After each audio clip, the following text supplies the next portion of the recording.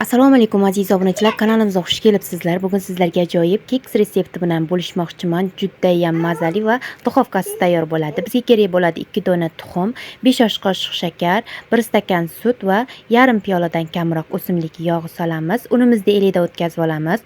1 osh qoshiqda kakao solamiz va ketidan 1 choy qoshiqda razlixitel va vanilyamizni solamiz.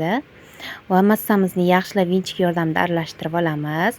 Mikserda qilmadim, vinchikda aralashtirib oldim. Albatta mikser yo'qlar uchun juda ham zo'r usul va tarozi yo'qlar uchun ham juda ham zo'r. Qolibim yo'q deb hech qanaqa bahona qila olmaysiz. Mana piyolada ham, oddiy piyolada ham qilsa bo'ladi. Juda ham tez tayyor bo'ladi. Bolajonlar maza qilib yeydigan keks bo'ladi. Qozonimizga ozroq suv solamizda 20 minut, 25 minutga qo'yib olamiz piyolalarimizni. Mana tayyor bo'ldi. Ustiga shokoladni qirg'ichdan chiqarib qo'ydim. Ichlari shunaqangi yumshoq bo'lib chiqadi. Hech qanaqa duxovkalar shart emas. Bolalaringiz, farzandlaringiz maza qilib yeydigan yumshoqqina keks bo'ladi.